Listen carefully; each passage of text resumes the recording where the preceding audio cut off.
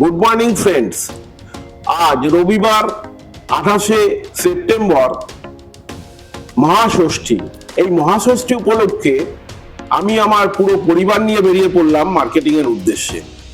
মাকে তো দর্শন করবই, চলুন যাওয়া যাক আজকে মার্কেটিং এ।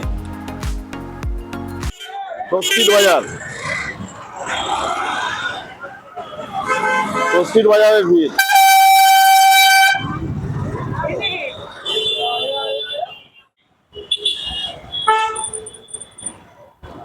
দাদা বৌদির হোটেল খুব সুন্দর করে সাজিয়েছে। স্টাইল বাজার পাশেই রয়েছে। আমরা তখন স্টাইল বাজারে ছিলাম, স্টাইল বাজার থেকে বেরিয়ে আসলাম। সামনে ব্যারাকপুর স্টেশন রয়েছে।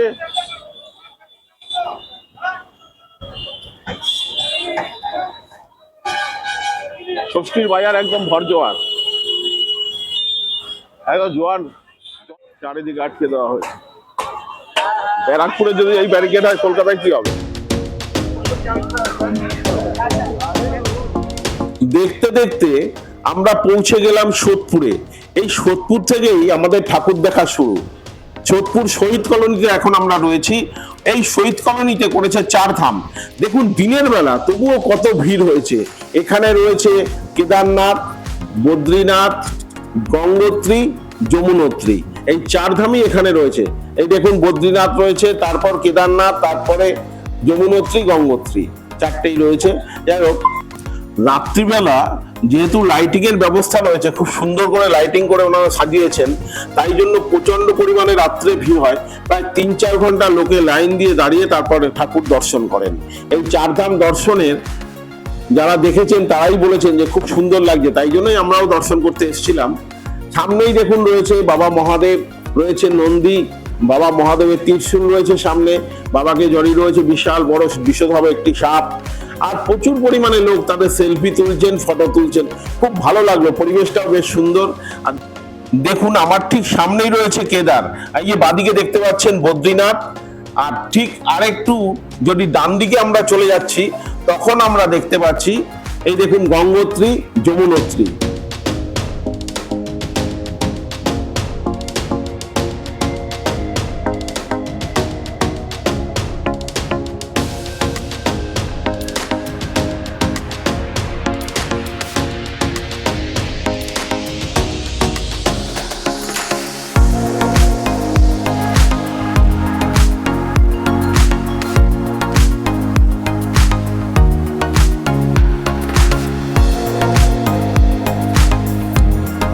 বাবা শিবকে দর্শন করে এবার প্যান্ডেলের ভেতরে ঢুকবো। দেখুন প্যান্ডেল থেকে কত লোক, কাতারে কাতারে লোক বেরিয়ে আসছে।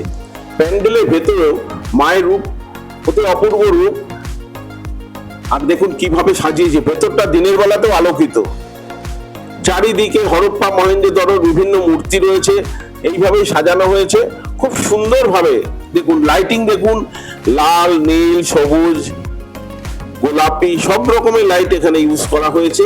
রাত্রিটা যারা দেখেছেন তারা বলছেন অপূর্ব লাগছে রাত্রিবেলা। এবং আমরা দিনের বেলা দেখলাম, আমাদের কপাল খারাপ। দেখুন কত সুন্দরভাবে হরপ্পা মহেঞ্জোদড়ো ফুটিয়ে তোলা হয়েছে। এরপরে মা দুর্গাকেও এখানে দেখানো হয়েছে, আর মা দুর্গাকে আলাদাভাবে পুজো করা হয়েছে।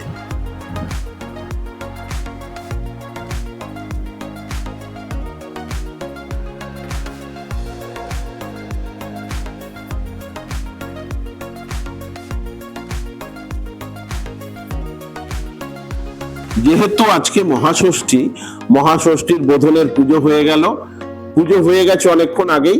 আমরা এখানে এখন এসেছি, এখন আমাদের প্রায় 3:30 বেজে গেল।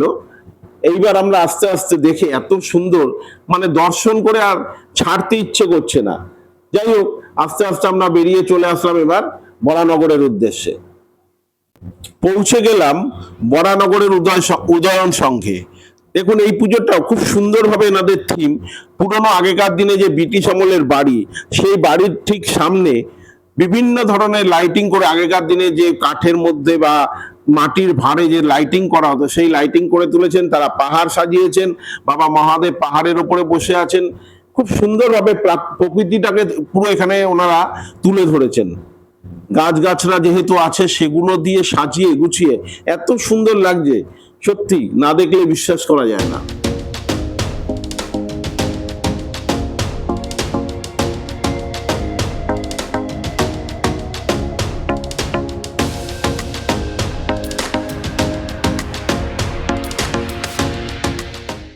প্যান্ডেলটা অভিনব কায়দায় সাজানো হয়েছে, দুদিকে পাহাড়, মাঝখানে কেদারনাথ মন্দির।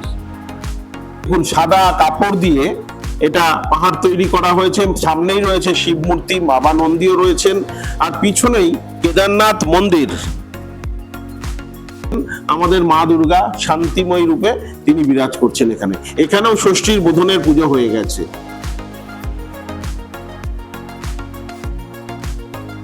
ষষ্ঠী হলো প্রচন্ড গরম পড়েছে, এই গরমে যতই আমরা কলকাতায় পুজো দেখি না কেন আর ভালো লাগছিল না, তাই ফিরে আসলাম, একদম আমাদের পাড়ায় চলে আসলাম।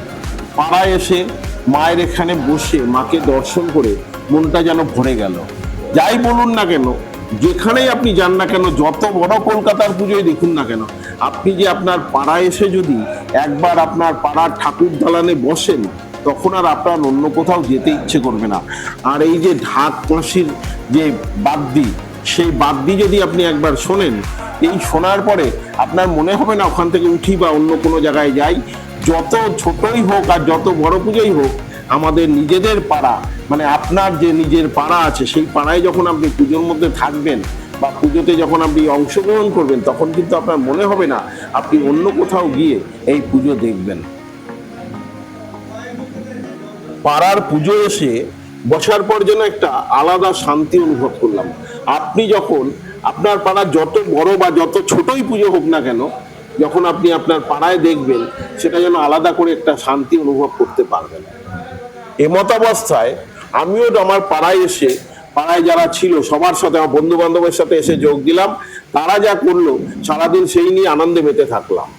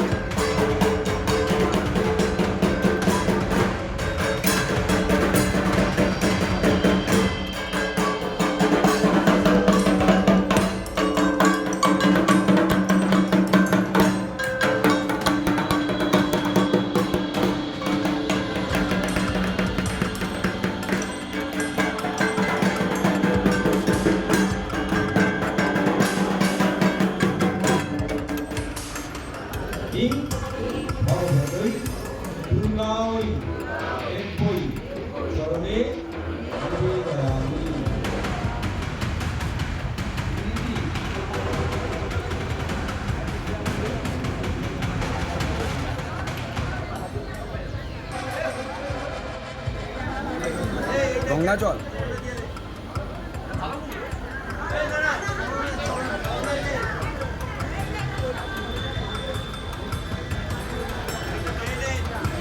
প্যাকেটগুলো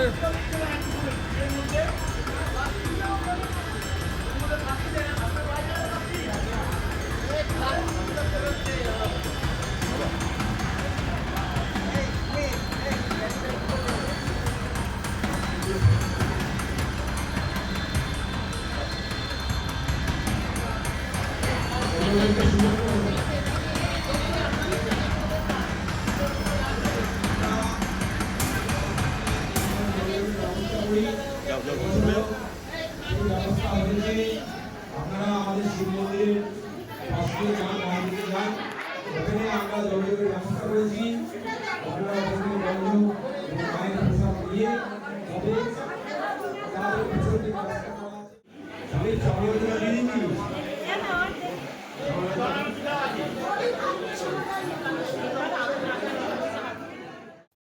এখন পৌঁছে গেছি ব্যারাকপুর নতুন পাড়ার নেতাজি স্পোর্টিং ক্লাবের পুজোয়। এরা সাউথ ইন্ডিয়ান মন্দিরের আদলে একটি মন্দির স্থাপনা করেছেন, পুরো কাপড় দিয়ে কাজ করেছেন। আর মাঝে মাঝে যে দেখতে পাচ্ছেন আপনারা এক একটা করে মূর্তি, ওই মূর্তি কোনোটা বুদ্ধ, কোনোটা কোনো দেবদেবীর মূর্তি, এইভাবে সাজানো হয়েছে। আর এই যে কাজগুলো করেছেন, এই কাজগুলো হচ্ছে বাঁশ, বেত, থার্মোকল দিয়ে খুব সুন্দরভাবে ওনারা প্যান্ডেলে স্থাপনা করেছেন, দেখলে মন জুড়িয়ে যায়। যাই হোক, ঢুকেছি, দেখুন ভেতরটা কত সুন্দরভাবে কাজ করা। আস্তে আস্তে প্যান্ডেল থেকে ভেতর দিকে এগিয়ে চললাম।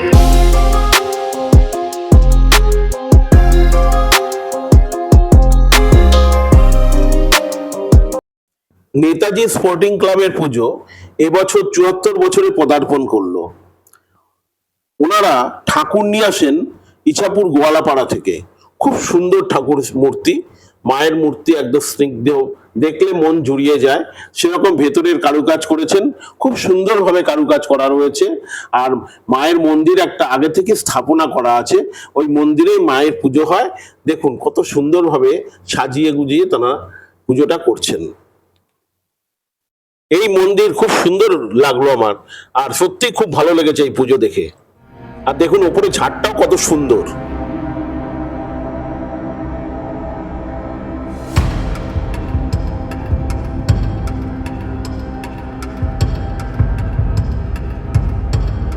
দশমী পড়ে গেল, আবার বিষাদের সুর বেজে উঠেছে। ১ বছর পরে মাকে আবার আমরা দর্শন করব। যেহেতু আজ বিজয় দশমী, মেয়েরা এসে মণ্ডপে, মহিলারা সকলে সিঁদুর খেলছেন। তার মধ্যেও কিন্তু একটা বিষাদের বাজনা আছেই আমাদের মনে। মা চলে যাচ্ছেন, আবার মা কবে আসবেন, মা আবার ১ বছর পরে আসবেন, সেই নিয়ে আমরা সবাই বিষাদে ভাসছি। যাই হোক, মাকে বিদায় দিতে হবে। সকল মেয়েরা ক্লাবের আমাদের যে ময়দান, সেই ময়দানে সিঁদুর খেলায় তারা অংশগ্রহণ করলেন, আর মাকে এখন তারা মিষ্টি মুখ করালেন। পাড়ার সকল বউ, বাচ্চা, বয়স্ক, বুড়ো বুড়ি, এছাড়া যে ছেলে মেয়ে রয়েছে, সকলে এসে মাকে প্রণাম জানালো, মিষ্টি খাওয়ালো। মাকে ছাড়াও কার্তিক, গণেশ, লক্ষ্মী, সরস্বতী 4 জনকে তো খাওয়ালোই, এছাড়াও অসুরের মুখেও মিষ্টি গুঁজে দিল। এমনকি রেহাই পেল না কলাবউ, কলাবউকেও তারা মিষ্টি খাওয়ালো। পায়ে হাত দিয়ে প্রণাম করে সকলে মাকে বিদায় জানালো। এইবার আমরা যারা ক্লাবের সমর্থক, যারা সদস্য আছি, সদস্যবৃন্দ সকলে কোলাকুলি করলাম। আর যারা মহিলা আছেন তারা মাকে সিঁদুর দিয়ে বিদায় জানালেন এবং তারা নিজেদের মধ্যে সিঁদুর খেললেন।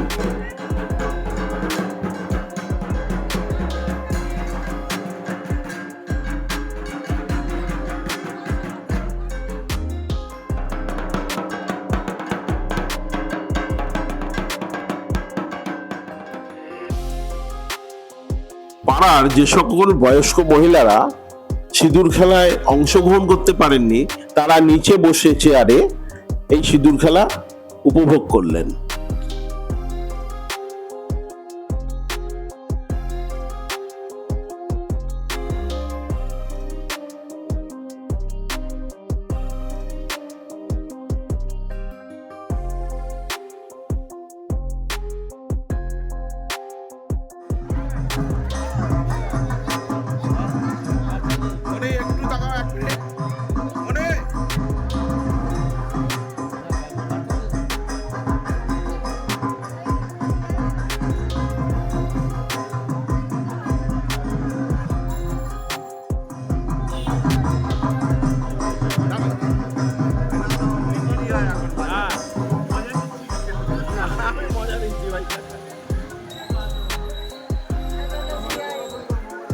শুভ বিজয়া।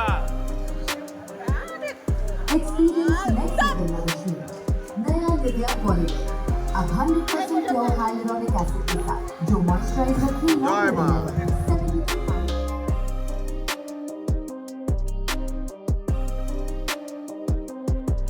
আমি পার্থ আর আমার চ্যানেল 250 জার্নি। আজ বিজয়া দশমী, শুভ বিজয়া দশমী উপলক্ষে আপনাদের সকলকে জানাই প্রীতি, শুভেচ্ছা ও ভালোবাসা।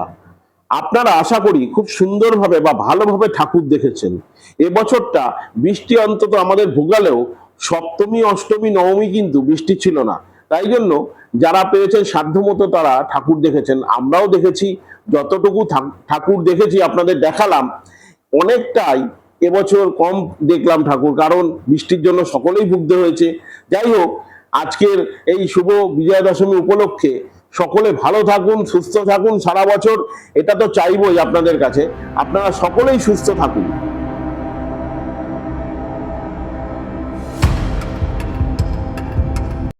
বিসর্জনের বিদায় বেলায় সকলে দেখুন আনন্দে মেতে উঠেছে, ঢাকের তালে তালে তারা নেচে চলেছে। ক্লাবের যত বাচ্চা থেকে বুড়ো সকলেই মেতে উঠেছে এই আনন্দে। আমি এই আনন্দের মধ্যে একটু ছিলাম, এই আনন্দ ভাগ নিতে পেরে সত্যিই ভালো লেগেছে।